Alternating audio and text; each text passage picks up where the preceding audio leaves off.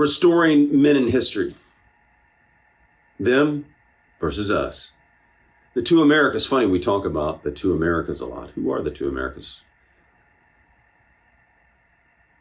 How the nation's elite is out of touch with you, average Americans. Prepared by the Committee to Unleash Prosperity staff. And why this is important for you to know their values, their interest, and what policies they want to push. And understand the elites as defined by here. We're going to define it here, how they defined it when they did their research and surveys, okay? But let me start with this quote I pulled for you, the audience. If you know the enemy and know yourself, you need not fear the result of 100 battles. If you know yourself, but not the enemy, for every victory gained, you will also suffer a defeat. If you know neither the enemy nor yourself, you will succumb in every battle. Sun Tzu, The Art of War, one of my favorite quotes. Mr. Wilson likes it as well. It's a fantastic quote, but this is a fantastic piece.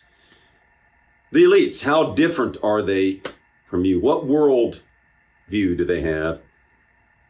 What do they want to see happen to your future, to your children's future? If you like our mission, please like, comment, subscribe, and hit that notification button. Survey methodology. This report is based on 2 separate surveys, so this is how they did it, of 1,000 members of the elites. They were conducted online by Scott Rasmussen on September 11 to 26, 2023, and September 14 to 29, 2023. RMG Research Inc. conducted field work for the survey. The elites are defined as those having a postgraduate degree. Here's the definition. This is important. A household income of more than $150,000 annually. And here's the key. Living in a zip code with more than 10,000 people per square mile, okay? That's approximately what, 1% of the total population meets these criteria. Now, he goes on to say these parameters were determined after observing numerous surveys indicating these elite segments of the population consistently exhibited views that were distinct. Their views distinct from yours and the general population. Okay. Committee to Unleash Prosperity. Now, he starts out, that was our quote. I'm going to give you their quote that they start out with. A fantastic author, F. Scott Fitzgerald. Great author if you haven't read him. We can give you some books. But this is what F. Scott Fitzgerald says. And have you studied the rich? He says this, let me tell you about the very rich. They're different from you and me. They possess and enjoy early, and it does something to them. Makes them soft where we are hard, and cynical where we are trustful. In a way that unless you were born rich, it is very difficult to understand. They think, deep in their hearts, that they are better than we are because we had to discover the compensations and refuges of life for ourselves. Even when they enter deep into our world or sink below us, they still think they are better than we are. They are different. F. Scott Fitzgerald, great opening quote, and he has some great books. First class gentleman, Jeff Snow, this will interest you, Jack Marino. So the people who run America, he says, live in a bubble of their own construction, right? And coming apart, the book talks about this as well, Charles Murray. They've isolated themselves, the survey says, from everyday America's realities, and this is from the executive summary, to such a degree that their views about what is and what should be happening differ widely in the average Americans. And it's important for you to understand them for freedom. We're on the freedom side, remember? So we want to understand what the side that wants to curtail your freedoms is about. Know the opposition. An analysis of their thinking conducted for the Committee to Unleash Prosperity finds that on a variety of economic, social, and political issues, there exists a wide gap between the top 1%, the elites, think things should be and how the rest of America looks. Elite thinking, as it is termed, is under attack, and rightly so, because it's out of step with you guys. It's out of step with the country.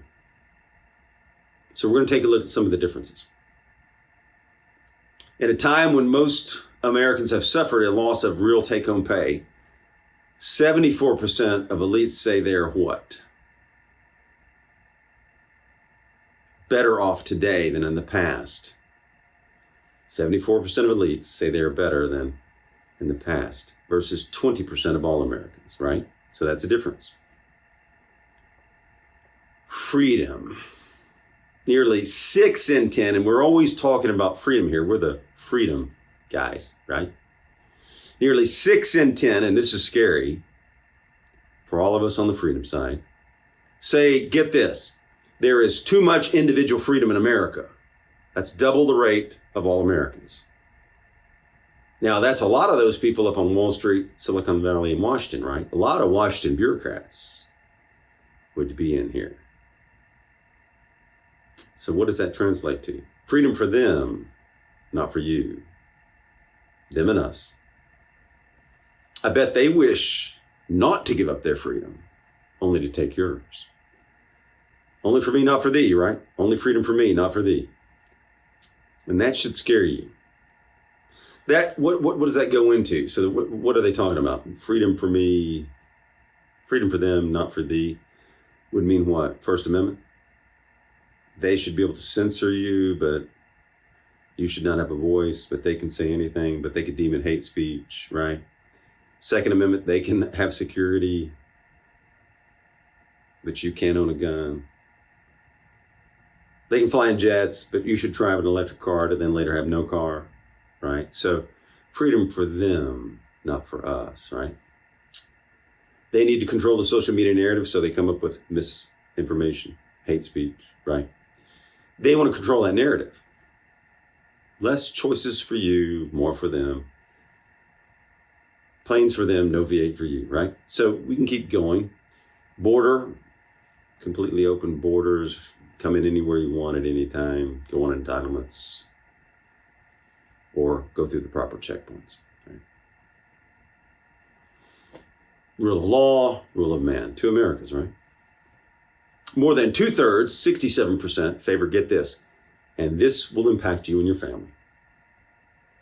Ration of vital energy and food sources. They tell you, they believe this. This is important to know because they believe this. 67% of them believe this.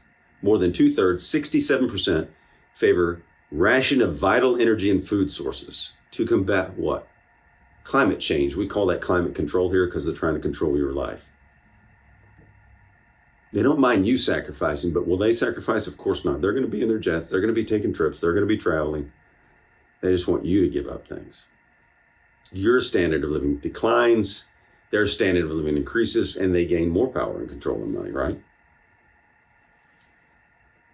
Now, here's another one. In stark contrast to the rest of America, 70% of the elites, and get this, you can't even make this up, but you can also understand it because who's benefiting the most? 70% of elites trust the government to, quote, do the right thing, of course, right? If you're benefiting from their policies, or you want to push transgenderism, or you want to push certain social justice issues, you think the government's doing the right thing. If you want to divide Americans, if you want to have an open border, see the policy differences. You may think the government's doing the right thing, especially if you're benefiting, right? For example, during COVID, small businesses had to close, but the big box store stays open. So anybody that worked for those big box stores might have been think it was fantastic. They were getting all of the business driven to them by what? The government. Government choosing the win and loser, picking the win and loser. That's not a free market.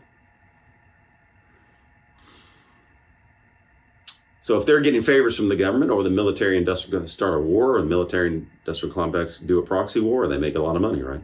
Big Pharma made a lot of money during COVID, right? Mask.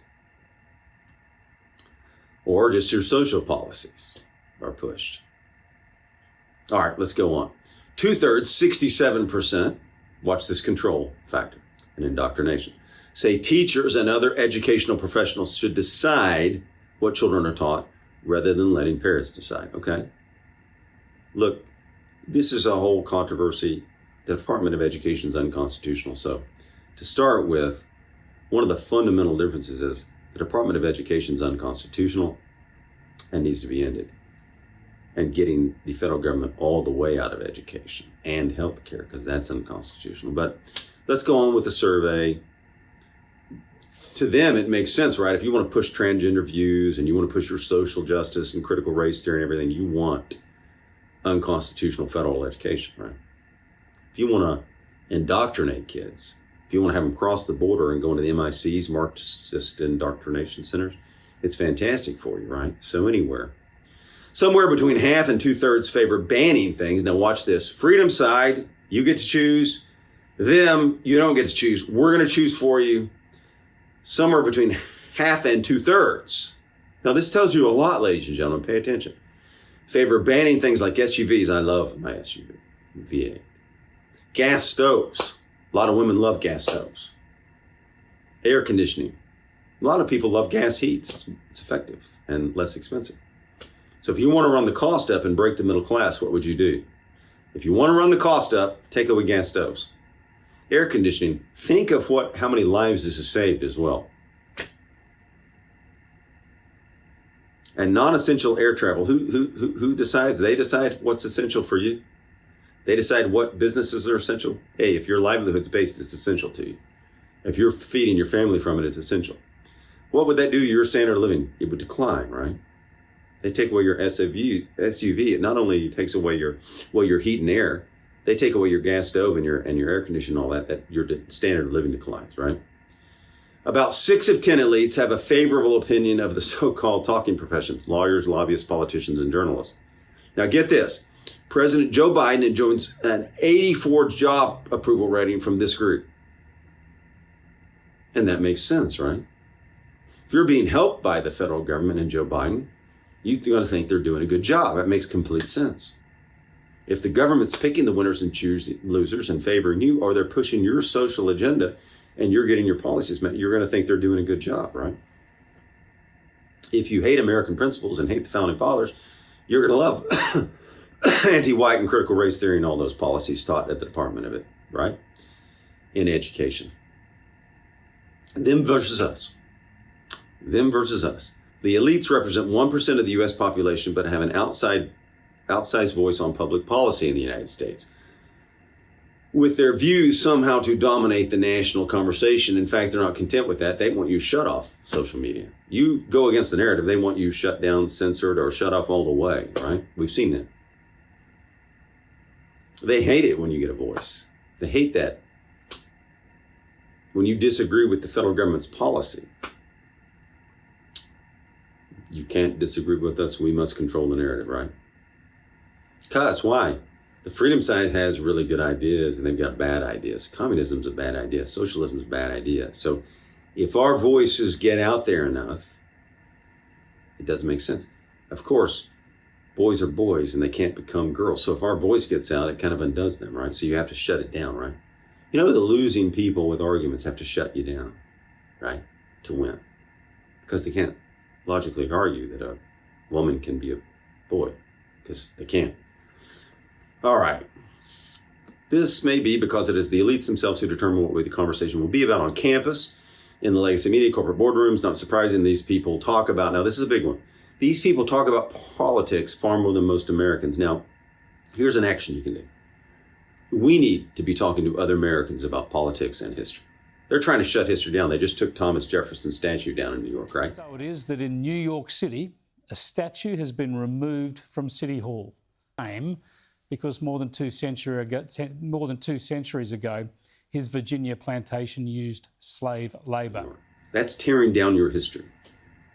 That's dominating the narrative. While they're doing other things in the background. Focus over here. So we need to be talking about freedom to other people. That's an action you can take today from this video. Talk to as many people as you can and tell them why freedom is important to them, their family, and you. You can pass this along. It's an action you can take. You can get into one of our men's groups and talk politics for hours and history. We talk history, culture, philosophy. So the data show that nearly a third of them, 30%, talk about politics daily. How many of us are talking about politics daily? What's our percentage? Just 9% of the voting public do. If we want to influence this nation, have an impact and make a difference, we have to raise this, okay? If 30% of them are talking about it, we want 40%, right, of us talking about it. Just 9% of the voting public do. It's worth noting that members of the elites who talk about politics daily have views that are even further removed from the opinions of the voting public. So if you're talking about people, here's the good thing. If you're talking to people, you can have an impact because only 9% of the voting public even talk about it. How many people are talking about the Constitution and how important it is? Talk about it. So, on the freedom side, we must pay attention and get involved. We cannot be complacent, ladies and gentlemen, or we won't have fantastic cars to drive, Tara. What if you talk to one person a week about freedom? One person a week about freedom. One person a week about the Constitution. If you like our mission, please like, comment, hit the notification button, and subscribe. Thank you.